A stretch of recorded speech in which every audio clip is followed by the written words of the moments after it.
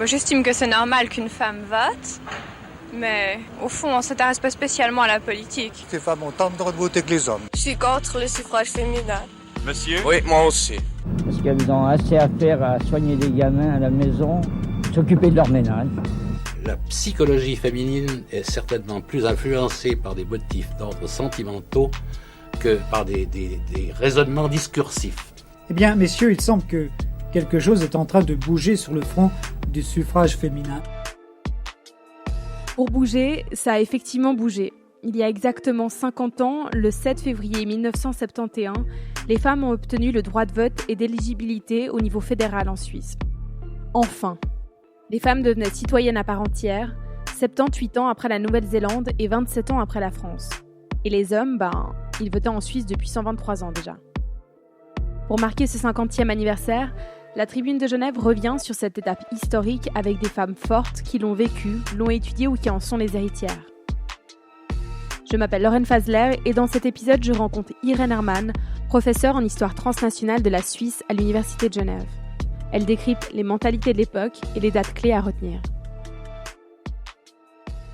Irène Hermann, bonjour. Pour aller droit au but jusqu'à 1971, quelles étaient les différences entre les hommes et les femmes, politiquement parlant, en Suisse ?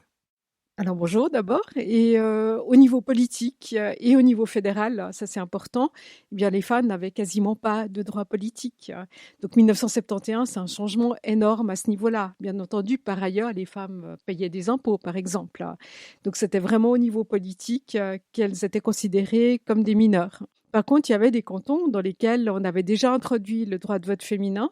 Le premier qui a introduit ce droit, c'est le canton de Vaud, en 1959, quelques mois plus tard Neuchâtel et enfin Genève. Et puis il faudra attendre le milieu des années 60 pour que ce droit soit aussi acquis par les Bâloises, Bâle-Ville. Les femmes n'ont pas attendu 1971 pour réclamer l'égalité. Entre la fin du 19e siècle et la première moitié du 20e siècle, elles réclament déjà le droit de vote, elles se réunissent en association. On peut citer parmi les personnalités qui se démarquent Marie-Gueuc Pouchouling, à qui on doit notamment l'admission des femmes à l'Université de Genève.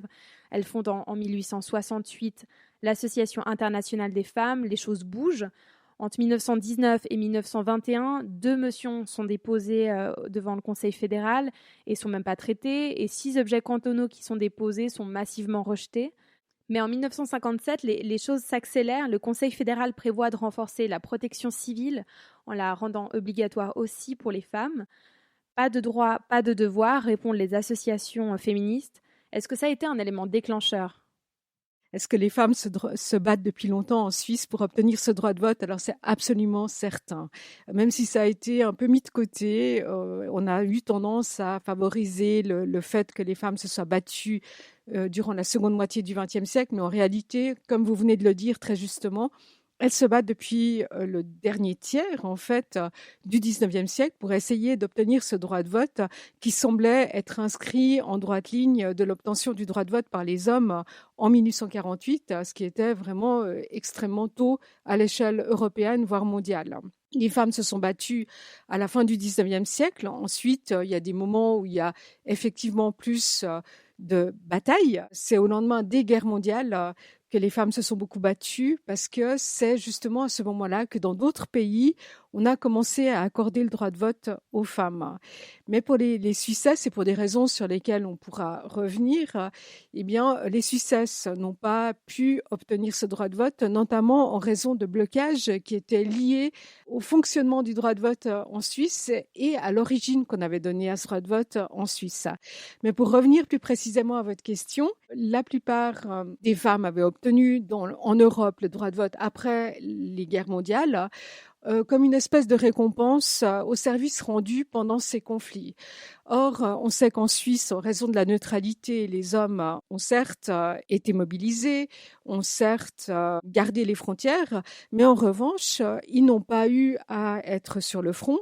Et dans ce cadre-là, ils ne sont pas non plus morts au combat.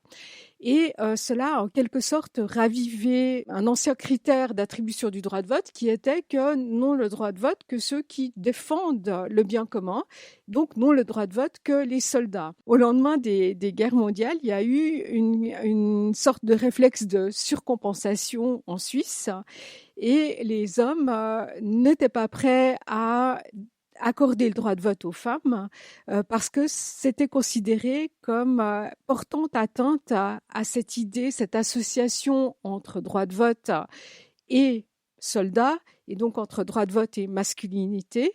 Donc cela aurait été considéré comme une manière de porter atteinte à leur masculinité.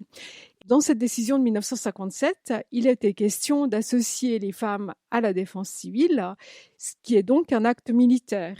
Et à cet égard, les partisans du droit de vote féminin ont pu renverser l'argument qui jusqu'alors interdisait aux femmes d'accéder au droit de vote, c'est-à-dire cette association étroite entre le droit de vote et le port des armes, en disant « mais si les femmes participent à la défense de la patrie, il n'y a plus aucune raison pour les empêcher d'accéder au droit de vote. » Et c'est dans ce cadre-là, effectivement, que les autorités fédérales vont être presque obligées de proposer cet objet à l'assentiment des citoyens en 1959.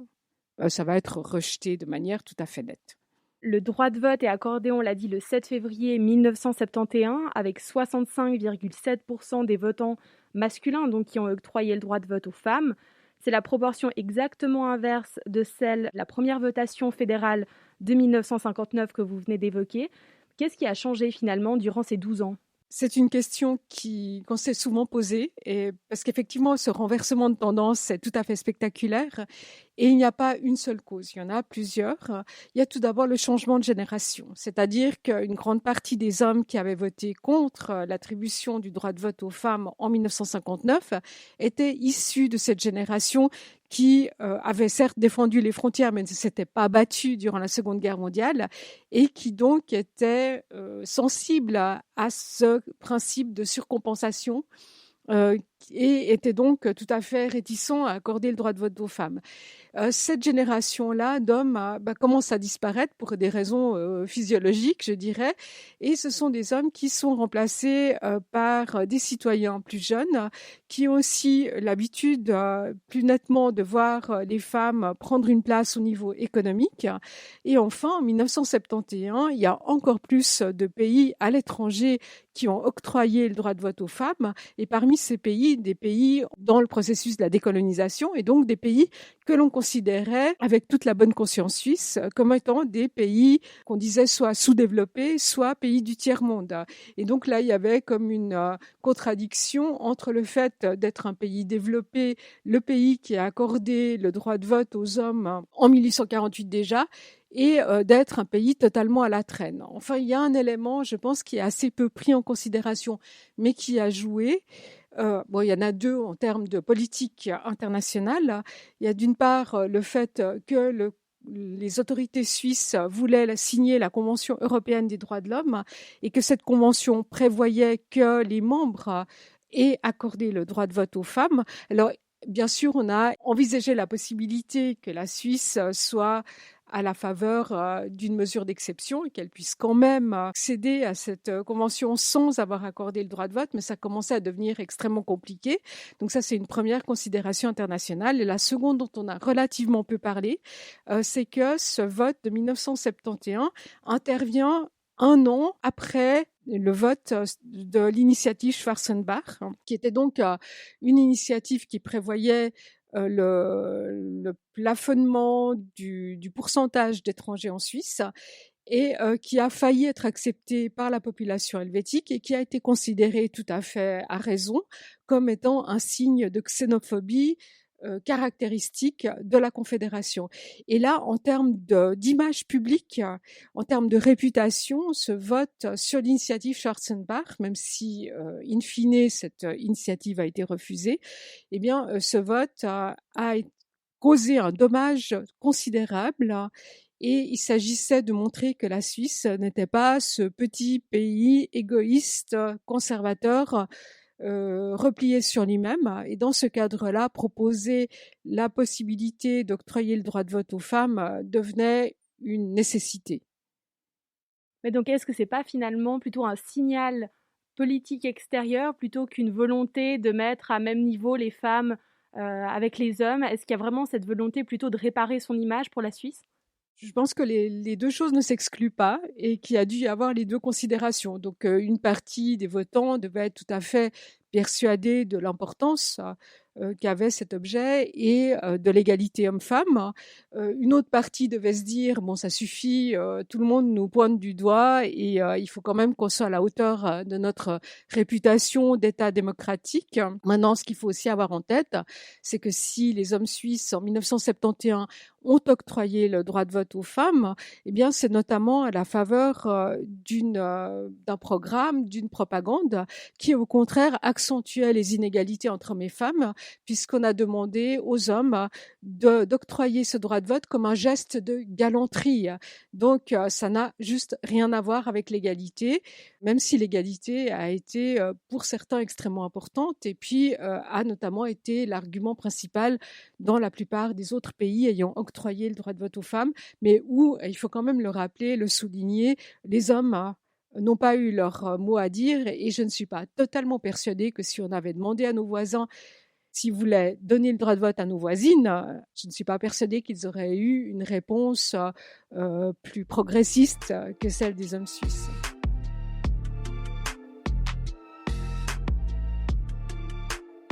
Est-ce qu'on sait si mai 68 a eu une influence dans le vote de 1971? Actuellement, une grande partie des historiens et surtout historiennes soulignent ce trait en expliquant que c'est le changement dans la modalité d'expression de la revendication du droit de l'homme qui aurait fait qu'on aurait finalement octroyé le droit de vote aux femmes. Et je pense qu'effectivement, c'est un élément important, qu'on est passé d'une requête polie, s'il vous plaît, où nous nous excusons de vous demander pardon, mais donc on est passé de ce type d'expression à une revendication bien plus véhémente, bien plus virulente.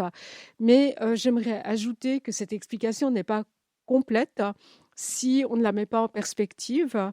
D'une part, il faut quand même se rendre compte que pendant très longtemps, le droit de vote a été octroyé aux hommes comme étant en quelque sorte une récompense de leur qualité citoyenne, dont la mesure, soi-disant en tout cas la mesure et l'appel à la raison, et que dans le cadre d'une argumentation de ce type, il est extrêmement difficile de revendiquer un droit qu'on ne veut pas vous donner, d'aller dans la rue, parce que si vous allez dans la rue, vous vous disqualifiez de vous-même.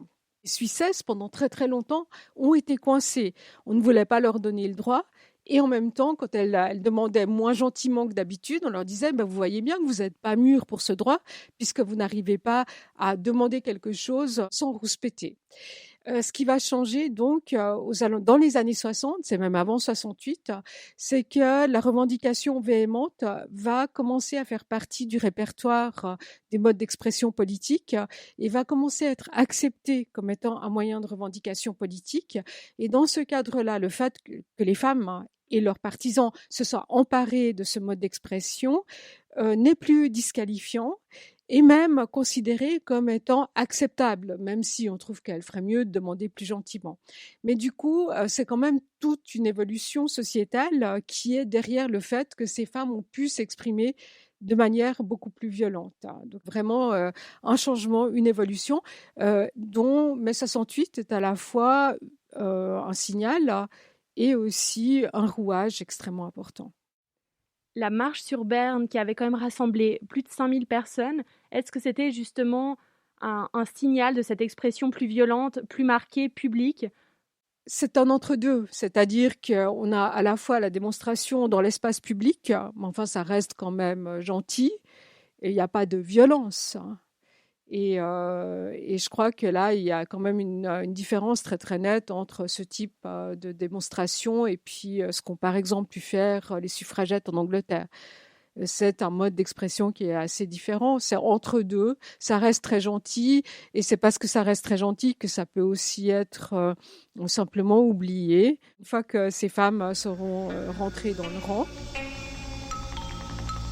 On dit que la Suisse est le berceau de la démocratie et de l'égalité. Alors pourquoi avoir attendu si longtemps pour donner aux femmes le droit de participer à une Landsgemeinde? Vous l'aviez dit, il y a des cantons qui ont été pionniers, notamment les cantons romans, on le sait avec Vaud, Neuchâtel et Genève. Mais Appenzell-Rhodes-Intérieur sera le dernier canton à l'introduire en 1990, et encore c'était sur ordre du tribunal fédéral. Et à peine 7 mois avant, le projet avait encore été refusé par les hommes lors de la fameuse Landsgemeinde, donc le vote public à main levée. La Suisse a été extrêmement à la traîne, c'est ce qu'on retient après ces 50 ans. Pourquoi ce retard? Pourquoi une telle résistance? Je pense qu'on peut repartir du cas tout à fait particulier d'Appenzell-Rhodes-Intérieur et de se rappeler que c'est un des rares cantons où se maintient encore la Landsgemeinde. Et il est vrai que lorsqu'on a donné le droit de vote aux hommes en 1848, au lieu de dire, parce que c'est pas le droit de vote qu'on leur a donné, c'est le droit d'élire, et au lieu de dire nous vous donnons les outils de la démocratie représentative, qui est donc un système qui a été essentiellement diffusé, promu par les Français. Au lieu de dire ça, on a expliqué que cette démocratie représentative était la digne héritière de la démocratie dite directe, ou moi je parlerais de proto-démocratie ou de démocratie pure, qui était donc celle qui avait cours dans les cantons à Landsgemeinde. En fait, il y a une différence tout à fait nette entre la démocratie pure ou archaïque et la démocratie directe telle qu'on la connaît actuellement. La différence majeure, c'est que dans une démocratie pure, une proto-démocratie, on ne vote pas en son âme et conscience pour exprimer son avis, mais on vote pour confirmer un ordre social. Il y a donc une conception organique de la démocratie qui est totalement différente, mais en raison de la filiation qui a été établie pour des raisons nationalistes. On ne voulait pas dire que la Suisse, qui essaye de se constituer en État-nation en 1848, donne une démocratie ou bien instaure une démocratie représentative sur le modèle français. C'était un aveu qui était impossible à faire. Donc on a dit, en réalité, c'est un système suisse. Eh bien, cette filiation va avoir des conséquences extrêmement importantes sur la manière dont les hommes suisses vont concevoir la démocratie. Un phénomène dont on a déjà parlé, c'est qu'on va associer le droit de vote avec la défense de la patrie, donc le citoyen soldat, ça c'est une première chose évidemment, mais il y a d'autre part que ces proto-démocraties étaient formées sur la volonté non pas des individus, mais des unités économiquement viables, le feu. Et le feu était traditionnellement représenté par le chef de famille. Contrairement à d'autres systèmes politiques comme la monarchie, où on peut parfois se trouver en manque de personnel régnant, ça va être notamment le cas en Russie au XVIIIe siècle, où on a une tsarine après l'autre. C'est pas que la Russie était féministe, mais c'est simplement que la classe sociale était plus importante que le genre. Mais ce type d'ennui, c'est-à-dire le fait d'être à court de personnes représentantes du bon milieu social, cet ennui ne peut pas se produire en démocratie puisqu'on a là un vivier de recrutement qui est extrêmement large. Par contre, l'idée qu'il faut que le feu soit représenté par un homme, eh bien ça va perdurer et ça va jouer en défaveur des femmes. Il y a également le fait qu'en raison même de cette filiation avec la proto-démocratie, qui accorde donc une confiance relativement importante, ou en tout cas pour l'époque, relativement importante aux citoyens, pour être sûrs, pour se garantir le fait que les citoyens vont utiliser le droit de vote de manière raisonnable, c'est-à-dire de la manière dont les autorités aimeraient qu'on l'utilise, eh bien on va dire aux gens, aux hommes en l'occurrence, nous vous accordons le droit de vote parce que nous savons que vous êtes naturellement raisonnable et que vous méritez le droit de vote. Il y a donc une association d'idées qui est établie entre le droit de vote et le mérite personnel. Il y a quand même cette idée que votre droit de vote est équivalent à votre mérite. Si vous donnez le droit de vote à plus de personnes, votre mérite sera moins grand. Ce qui fait bien entendu qu'on n'aura pas du tout envie d'accorder le droit de vote à plus de personnes. Ce qui est intéressant aussi quand on regarde les archives radio-vidéo de l'époque, c'est de voir que même les femmes, même certaines femmes ne souhaitent pas obtenir le droit de vote. Il y a une part énorme qui souhaite l'obtenir et d'autres qui collent à cette image de femme qui doit s'occuper de son foyer et ne surtout pas sortir de ce cadre et de marcher sur les plates-bandes des hommes. C'est un phénomène qui est effectivement tout à fait troublant, qu'on peut expliquer peut-être de deux manières. D'une part, le fait qu'on a toujours dit, en tout cas en Suisse, que la Suisse était une démocratie modèle et que les femmes aussi ont adhéré à cette image.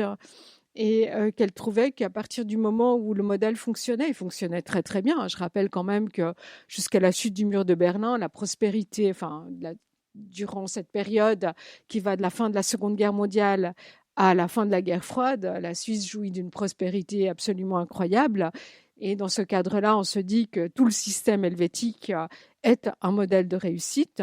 Pourquoi changer une formule qui marche et qui marche très très bien?